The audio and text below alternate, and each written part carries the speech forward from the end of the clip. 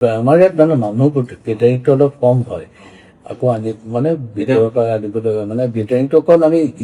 মই আজি নহয় কোনোবা যুগতো আমি দেখিছোঁ এটা সময়ত খুব আছিল অসমৰ সময়ত মানুহবিলাক কিন্তু ওলাই আহিছিলে। ঠিক আছে, এতিয়া যোৰহাটৰ সমস্যাসমূহ আমি যেতিয়া গ্ৰাউণ্ড লেভেল আচলতে কোৱা নাই মুখ্যমন্ত্ৰী থাকিব মুখ্যমন্ত্ৰী আহিব মেজৰটো কৰিলে নাই 4 তাৰিখে আহিব 4 তাৰিখে এটা ৰোড শ্ব' ইয়াত কৰিলে এতিয়া আমি গ্ৰাউণ্ড লেভেলত আমি যেতিয়া সাধাৰণ ৰাইজৰ লগত কথা পাতিছিলোঁ তেতিয়া সমস্যাৰ কথা কৈছে, তেওঁলোকে পানীৰ সমস্যাৰ কথা কৈছে, তাৰোপৰি ইয়াৰ যিটো ডাম্পিং গ্ৰাউণ্ডৰ সমস্যাটো আছে সেই কথাটো কৈছে। গতিকে সেই সমস্যাসমূহ কেতিয়াকৈ সমাধান হ'ব? ডাম্পিং গ্ৰাউণ্ডৰ সমস্যাৰ কথা ক'বই নোৱাৰি কাৰণ ডাম্পিং গ্ৰাউণ্ডখন যিখন আছিল আজি 55 বছৰ সেই ডাম্পিংখন আমাৰ বন্ধত্বত নাছিল কিন্তু আমি ভগৱানৰ কৃপাত আমাৰ চৰকাৰে ফাণ্ড দিলে আমি ডাম্পিং গ্ৰাউণ্ডটো কাকডঙাৰ কাষলৈ পঠিয়াইছোঁ। এতিয়া ডাম্পিং গ্ৰাউণ্ডখন আপুনি চাবলৈ গ'লে ফিল্ড হৈ গ'ল এইবোৰ চব পঠিওৱা হ'ল ইয়াৰ পৰা তেতিয়াহ'লে ৰাইজে অপৰি লৈছে আপোনাৰ এতিয়া কি হৈছে তাত সেইখন আমি আৰম্ভ কৰিব পৰা নাই নহয় মেচিন টেচিনবিলাক লগাইছে আৰু তাতো পেলাব নোৱাৰি সেইকাৰণে আমাৰ কি হয় ডেইলি ডাম্পিংটো তাত ৰাখে আমাৰ এতিয়াখনতে ৰাখে কিন্তু ফিল্ডখন মুকলি এতিয়া মুখতে থাকে আগতে যিটো ডাম্পিঙৰ আছিলে পাহাৰ আছিলে মানে সেইটো চাব লাগে আৰু সেইখন আমি ফিল্ডলৈ কনভাৰ্ট কৰিম আৰু ৱাৰ্কিং জ'ন কৰিম কিন্তু এতিয়া সেই তাত আমাৰ ডেইলি আমি যেতিয়ালৈ আৰু 1 মাহ 1.5 মাহ লাগিব ডেইলি ধৰক 20-30 গাড়ী আহে ন সেইখিনি আগত তাতে মুখতে ৰাখে তাৰমানে আগত তাৰ পৰা আমি বেলেগলৈ পঠিয়াওঁ লাহে লাহে কিন্তু দূৰলৈতো মানুহবিলাকে যাব পেলাবলৈতো নাযাব মিউনিচিপালিটি গাড়ী বা আমি আকৌ বেলেগে প্ৰাইভেট গাড়ী লৈ সেইখিনি পঠিয়াই আছো সেই দুৰ্গন্ধ নাই নাকত যাবলগীয়া দুৰ্গন্ধ নাই কিন্তু কাষৰ মানুহবোৰে সঁচাই এতিয়া কষ্ট পাই আছে মই আশাবাদী another 2-3 months আপোনালোকে সেইটো চাইও যাব পাৰে আমাৰ কাম খুব ফাষ্ট গতিত চলিছে কাকডঙাৰ ওচৰত 2-3 মাহৰ পিছত আমি ডাম্পিং গ্ৰাউণ্ডত আৰু মানে টেম্পৰী হ'লেও যাব পেলাবলৈ নিদিওঁ আৰু সেইখন পাৰ কৰিলে আৰু খোৱা পানীৰ সমস্যাটো আমাৰ আজি নহয় 97-8 মই যেতিয়া MLA আছিলোঁ তেতিয়াও আছিলে Jorhat regional research laboratory scientist কেইবাজন 4জন মানে তেওঁলোকে এটা ৰিচাৰ্চ কৰিছিলে আমাৰ মাটিৰ তলত যোৰহাটৰ মাটিৰ তলত আৰ্ছেনিক আছে মাটি মানে আমাৰ আৰ্ছেনিকৰ সেইটো পোৱা যায় শিলৰ মাজত তাহিৰ লগা নাই ডিপ টিউবৱেল কৰা আৰু আমি টিউবৱেলৰ পানীটো তেওঁলোকে টেষ্ট কৰি চাইছে আৰ্ছেনিক পাইছে চ' আৰ্ছেনিক নোপোৱা তেওঁলোকে মোক কৈছিল যে নদী পুখুৰী আৰু কুঁৱাৰ এই তিনিটাত আৰ্ছেনিক নাই উপৰি ভাগৰ পানীত আৰ্ছেনিক নাই কিন্তু তলত পুৰা আৰ্ছেনিক আছে সেইকাৰণে মোক কৈছিল যে এইটো পাৰিলে আৰ্ছেনিক মুক্ত আমি পানী এটা ব্যৱস্থা কৰিব লাগে সেই সময়ত খুব বেয়া দিন চলিছিলে মই MLA আছিলোঁ কিন্তু আমাৰ টকা পইচাটো খুব এটা সময়ত ৰিচেশ্যন এটা হৈছিল নহয় আমাৰ এগেইনষ্টত কিন্তু এতিয়া বিজেপিৰ দিনত আপুনি 300 কোটি আমি ৰ'ব আমি কিমান পইচা পালোঁ আমি 300 কোটি পাইছিলোঁ সেইটোৱেতো ডাঙৰ কথা 300 কোটি ৱৰ্ল্ড বেংকে দিছিলে সিহঁতে মই কেনেকৈ দিছিলোঁ কিন্তু আমাৰলৈ আহিছিলে এইটো থ্ৰু চেণ্ট্ৰেল গভৰ্ণমেণ্টে আহিছিল তেতিয়া গভৰ্ণমেণ্ট মানে কংগ্ৰেছ আছিল তৰুণ গগৈ চিফ মিনিষ্টাৰ আছিল মই তেতিয়া MLA নাছিলোঁ সেইবাৰ সেইকাৰণে মই আমাৰ পাৰ্টি কামত গুৱাহাটীত বেছি সময় দিছিলোঁ কিন্তু ইয়াত কি হৈছিলে এটা সময়ত নীলা পাইপ কিছুমান পৰিলে খুব নীলা পাইপ দেখিবলৈ মানে চব গোটেই অঞ্চলটোত টাউনত নহয় গাঁও গোটেই 40খন গাঁৱৰ কাৰণে বিশুদ্ধ খোৱা পানী ব্ৰহ্মপুত্ৰৰ পানী দিয়াৰ কাৰণে ৱৰ্ল্ড বেংকে সেই টকা 300 কোটি দিছে তাৰে 1% আমাৰ আছে পাব্লিকৰ সেইকাৰণে আমি 400 টকা আৰু SC/ST সকলে 250 টকা আমি সকলোৱে দিছিলোঁ যিমান জেগাত আমাৰ 40খন পঞ্চায়তৰ চবৰ পৰা লৈছিলে আমিও দিছিলোঁ চৰকাৰ আছিলে তৰুণ গগৈ কিন্তু ইয়াত কি হ'ল এই পাইপহে কিনিলে তৰুণ গগৈ চৰকাৰে MGK ভানু তেওঁ এইটো আছে নেকি যে নাই যে মানুহজন আছে চাগে তৰুণদাটো নাই তৰুণদাৰ কথাও নকওঁ সেইকাৰণে MGK ভানুৰ নেতৃত্বত অকল পাইপ কিনালে আৰু চবেই পইচাটো মই তাত পলিটিকেল ব্ৰ'ক্ৰেট চবেই কৰিলে কমিশ্যন মই আহি পেলাই যে ইলেকশ্যন মই আকৌ উঠিবলৈ আহি গ'লো মই তেতিয়া যে পাইপবিলাক কি কোনেও নাজানে পাব্লিক হেল্থে নাজানে এইটো কি পাইপ এইটো এটা স্পেচিয়েল এটা গ্ৰুপ কৰিছিলে অসম চৰকাৰে 3টা জেগাত দিছিলে ভোটটো এনেকুৱা প্ৰজেক্ট বাকী 2টা কৰিছিলে পাৰিলে আপোনালোকে তাৰ পৰা উলিয়াব পাৰিব ৰেড বিল্ডিং বুলি এটা বিল্ডিং আছিলে অনুৰাধা চিনেমাৰ ওচৰত মোক কৈছে ৰেড বিল্ডিংটোতে আপুনি গ'লে তেওঁলোকৰ ষ্টাফটো আছে মই তাত গ'লো কমিশ্যনাৰ এজন আছিল তেওঁ অলপ জুনিয়ৰ লেভেলৰ তেওঁ মোক বহিবলৈ দিলে মোক ক'লে ছাৰ মই আপোনাক কথা এটা সুধোঁ MLA সকলে পানী বিচাৰে নে পাইপ বিচাৰে মই বোলো হোৱাট ৰাবিছ মানুহ তই এইবোৰ কথা কেলৈ কৈছে বোলে আপুনিয়ে প্ৰথম MLA যি পানী বিচাৰি আহিছে চব MLA আগৰ MLA বিলাকে পাইপৰ মানে অৰ্ডাৰ ল'বলৈ আহিছে আমাক গুচি আহিছোঁ তেওঁলোকৰ 2জন ছিনিয়ৰ ইঞ্জিনিয়াৰ এজন এডিশ্যন চিফ ইঞ্জিনিয়াৰ আছে তেওঁ কানি দুৰ্নীতি মানে সাংঘাতিক দুৰ্নীতি তাত আজি তৰুণদা নাই নকওঁ কংগ্ৰেছৰ সেই দুৰ্নীতিৰ ফলত ইয়াত কি হ'ল আমি কোম্পানী পলাই গ'ল মই MLA হোৱাৰ লগে লগে আমি তাত পানী উলিয়াবৰ কাৰণে কোম্পানীক আমি বাধ্য এতিয়া আপোনালোকে কি পদক্ষেপ ৰ'ব আমি বাধ্য কৰিলো 4খন পঞ্চায়তে আৰ্চেনিক ফ্ৰী পানী পাই আছে আমাৰ কোম্পানী গুচি গ'ল পলাই এতিয়াতো আমাকতো পইচাও নিদিয়ে but I have received 160 crores for the town area and town এৰিয়াত আপোনালোকে 4 মাহৰ ব্ৰহ্মপুত্ৰৰ পানী এনেকে আমি ডিচপ্লাই দেখিবলৈ পাম চ' উই আৰ ভেৰি মাছ এগাৰ আৰু মই তাই গভৰ্ণমেণ্টক কৈছো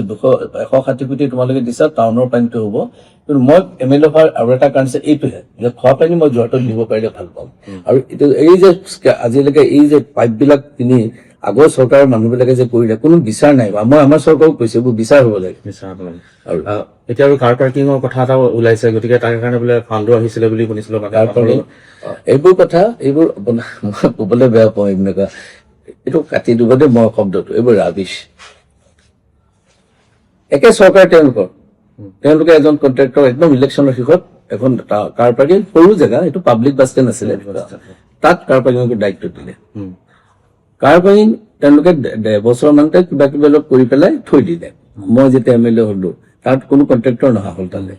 নহাৰ পিছত মই সুধিলো যিহেতু কোনে কৰিছে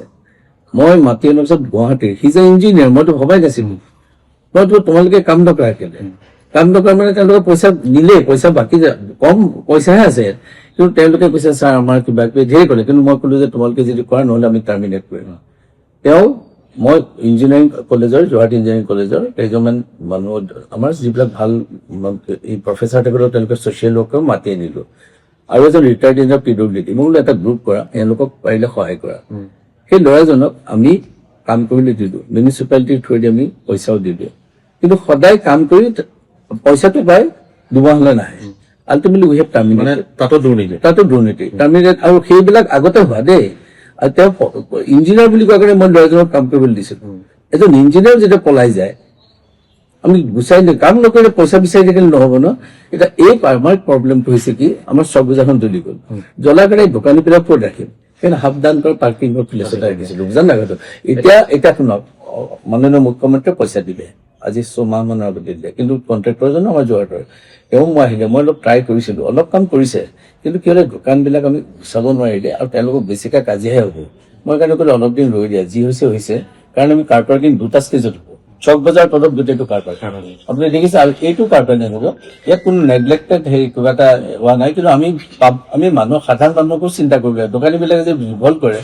জুই জ্বলিলে আকৌ দোকানো খেলিলে বৰ দিগদাৰ হয় মই বহুত চেষ্টা কৰিছিলো নোৱাৰিলো কিন্তু হ'ব একদম খুব চমুকে একেবাৰে শেষৰ প্ৰশ্ন নগৰখনক লৈ যোৰহাট নগৰখনক লৈ আপোনাৰ পৰিকল্পনা কি এতিয়া পৰিকল্পনা কি আপোনালোকে সুধিছে পৰিকল্পনা ধেৰ কিন্তু মই থকাকেইটা আমি যিখিনি কাম কৰিছো ইয়াত বহুত অল্ড হেৰিটেজ আছিল আমি সেইবিলাক নাইকিয়া হৈ গৈছিল গতিকে আমি সেইবিলাক ৰাজমা পুখুৰীটো বহুত ৰজাদিনীয়া পুখুৰী তাক আমি ভাল কৰিলো নহৈৰ পাৰ্ক গান্ধী পাৰ্ক কোনোবা য'তে কৰা চব বেয়া হৈছিল আমি সেইবিলাক ভাল কৰিছো চব ৰাস্তা বহল কৰিবৰ কাৰণে যত্ন কৰিছো বিদেশত যোৱাৰ মোৰ এটা সুযোগ থাকে মাজে মাজে দাদাহঁত থাকে কাৰণে মই তাৰ পৰা আহি চাওঁ ইয়াত এখন এক্সক্লুচিভ উইমেন মাৰ্কেট আমি বনাই আছো 10 কোম্পানীৰ কিনত সেইটো মই মণিপুৰত গৈ মই ইম্প্ৰেছ হৈছিলো গতিকে আমি ইয়াত ডেভেলপমেণ্টৰ কাৰণে যোৰহাটত আমি যথেষ্টখিনি আমাৰ এইটো প্লেন আছে কিন্তু কথা হৈছে পাব্লিকে কি ক'ব নাজানো পাব্লিকে যদি মোক বিচাৰে মই ডেফিনেটলি সেই স্কিমবিলাক ইমপ্লিমেণ্ট কৰিবলৈ চাম আৰু যোৰহাট ইজ প্ৰগ্ৰেছিং আমি ইয়াত জেইলত আমাৰ যিখন পাৰ্ক কৰিছো আপোনালোক গৈছে নাই মই নাজানো পাৰ্কখন এবাৰ চাই আহিব পাৰে মোৰ ঘৰৰ ওচৰত স্বৰাজ উদ্যান 5 মিনিটৰ কাৰণে সোমাই যাব পাৰে আমি এইটো কাৰণে এখন কৰিছো যে মই আয়াৰলেণ্ডত মই এনেকুৱা এখন ঘটনা দেখিছিলো জেল এখনক কেনেকে ৰাখিছে মই তাত ব্ৰিটিছে কেনেকে মানুহক মাৰিছিলে সেই কথাবিলাক দেখি মই যোৰহাটৰ কথা ভাবিছিলো আৰু মাননীয় মুখ্যমন্ত্ৰীয়ে এই কথাটোত ইমান সহায় কৰিছে ভাবিব নোৱাৰো পইচা পাতিৰ ক্ষেত্ৰত আজি কুশলকৰ ফাঁচীশালখন মই দেখুৱাব কিছু মানুহক যে ল'ৰা ছোৱালীবিলাকে গম পাওক যে দেশৰ স্বাধীনতাৰ কাৰণে কি কাৰণে আমি কি কৈছো টকা পইচা খাই ওলাইছো দেশৰ কথা ভাবিব লাগিব আৰু সেইকাৰণে এইখন কৰিছো আৰু এতিয়া মানে মোৰ ভাল লাগে যে মুখ্যমন্ত্ৰী আমি ক'লে কিবা এটা কৰে তেওঁ এটলিষ্ট যোৰহাটৰ ক্ষেত্ৰত তেওঁ খুব সদয় অভাৰব্ৰিজ এখন কৰিলো কিমান গৌৰৱে 3খনমান চিঠি দিছে মুখ্যমন্ত্ৰীলৈ প্ৰাইম মিনিষ্টাৰ গোট পাইছে কিবা মই কৈছো যে এইখন ভালৰ কাৰণে কৰিছো মাৰোৱাৰী সম্প্ৰদায় মানে উচতাই দিলে কিবা হ'ব বুলি মই কৈছো মই ভোটৰ কাৰণে কাম নকৰো মানুহৰ কাৰণে কৰো এটা অভাৰব্ৰিজখন 1.5 বছৰত কৰিলো এটা কালি এখন মিটিং হৈছে মাৰোৱাৰী কৰ্তৃক দেবেন আমাৰ মহাৰাষ্ট্ৰৰ মুখ্যমন্ত্ৰী যে দে আৰ অল হেপী যে আমাক ভুলকে কৈছিলে আমি ইমান ধুনীয়া তলখন এতিয়া মাৰ্কেটৰ কাৰণে বেছি উপযোগী হ'ল আগতকে, কিন্তু আগতে কিবা ব্ৰিজখন নোহোৱাৰ কাৰণে আমি 20 মিনিট ভোগদৌৰ বৰুৱা চাৰিআলি আহিবলৈ সময় লাগে। সেই কথাবিলাকৰ কাৰণে আমি এইটো কৰিছিলো। কিন্তু মানুহৰ নিগেটিভ চিন্তাটো মানুহবিলাকে কৰিব নাপায়, সদায় পজিটিভ হ'ব লাগে। আৰু মই বিচাৰো যে যোৰহাটখন এখন ভাল টাউনলৈ আমি কনভাৰ্ট কৰি আছো, কৰিম। আৰু চিটি বাহিৰৰ ফৰেনাৰ্ছ বিলাকে ইয়াত অন্তত কেইটামান চাবলৈ পাব। এয়াৰপৰ্টত আহি জেলখন দেখিব, লাচিত দেখিব, কাজিৰঙা দেখিব, মাজুলী দেখিব, আৰু এইবিলাক চৰাইদেউ। সেইকাৰণে আমি টুৰিজিমৰ কথাটো ভাবিছো। আৰু কেইবাটাকে জুবিনৰ আমি এটা স্মাৰক আমি ছায়েন্স কলেজত কৰিবৰ কাৰণে গৈছো। আৰু এখন ডাঙৰ আমি 20 পৰা 25 বিঘা মাটি আমি ৰাখিছো কিবা এখন তেওঁৰ নামত। তেওঁ ইয়াতে বহুত দিন আছিলতো আগতে য়ং ষ্টেজত। আমি এটা ইনষ্টিটিউট আমি আলোচনা কৰি ৰিলেটেড টু মিউজিক কৰাৰ কাৰণে গতিকে বহুতখিনি পৰিকল্পনা আছে। আছে। ধন্যবাদ থাকিল, আপুনি প্ৰতিটো প্ৰশ্নৰ উত্তৰ দিলে আৰু আগন্তুক দিনলৈ শুভেচ্ছা জনাইছো। থেংক ইউ ভেৰি মাছ। আৰু আছিলে গীতেনাথ গোস্বামী।